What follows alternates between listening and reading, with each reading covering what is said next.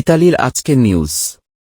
সাবধান, ইতালিতে অবৈধভাবে সবচেয়ে বেশি ঢুকেছে বাংলাদেশিরা। বিস্তারিত জানতে ভিডিওটির শেষ পর্যন্ত দেখুন। ভূমধ্যসাগর পাড়ি দিয়ে উত্তর আফ্রিকার দেশ লিবিয়া ও তিউনিসিয়া থেকে চলতি বছরের প্রথম 6 মাসে অবৈধভাবে সবচেয়ে বেশি ইতালিতে প্রবেশ করেছে বাংলাদেশি অভিবাসীরা। সোমবার দেশটির স্বরাষ্ট্র মন্ত্রণালয় প্রকাশিত একটি প্রতিবেদনে এসব তথ্য জানানো হয়। প্রতিবেদনে বলা হয়, চলতি বছর 1 জানুয়ারি থেকে 28 জুন পর্যন্ত ভূমধ্যসাগর পাড়ি দিয়ে ইতালিতে এসে পৌঁছেছে 25,345 জন অভিবাসী। এর মধ্যে সবচেয়ে বেশি রয়েছেন বাংলাদেশের নাগরিকরা। 6 মাসে অবৈধভাবে ইতালিতে আসা মোট অভিবাসীর মধ্যে 5,382 জন বাংলাদেশি নাগরিক, যা মোট অভিবাসীর 21%।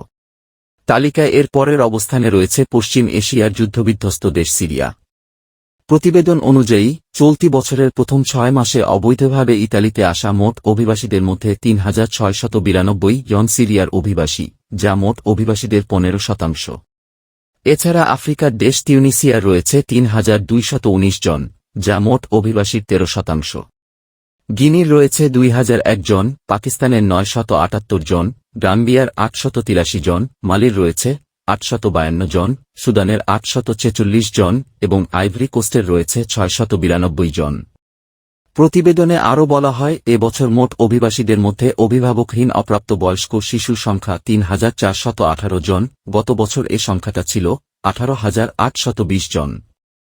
উদ্ধার হওয়া এসব শিশুদের দ্রুত সময়ের মধ্যে দেশটির বিভিন্ন সংস্থার কাছে পাঠানো হয়েছে, যেখানে তারা প্রাপ্তবয়স্ক হওয়া পর্যন্ত একজন অভিভাবক পাবে এবং তাদের মৌলিক অধিকার নিশ্চিত হবে বলে জানানো হয়।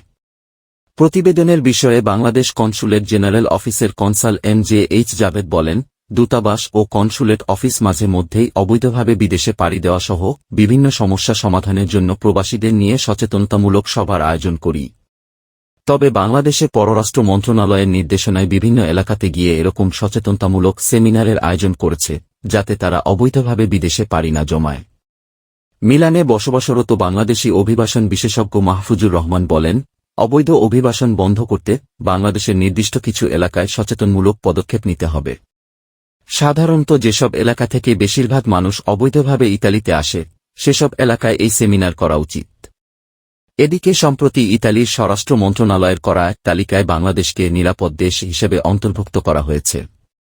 মূলত যেসব দেশে কোনো যুদ্ধ বা কোনো ধরনের রাজনৈতিক অস্থিরতা বিরাজ করছে না, সেসব দেশকে নিরাপদ দেশ হিসেবে উল্লেখ করা হয়। তখন দেশটির স্বরাষ্ট্রমন্ত্রী মাত্তেও পিয়ান্তেদোসি রোমে স্থানীয় সাংবাদিকদের বলেছিলেন, নিরাপদ দেশের নাগরিকদের জন্য ইউরোপ আশ্রয়স্থল হতে পারে না। যারা কোনো যুদ্ধবিধ্বস্ত দেশ থেকে আসে না, তারা যদি অবৈধভাবে ইতালিতে প্রবেশ করে, আমরা তাদের থাকার সুযোগ দেব না।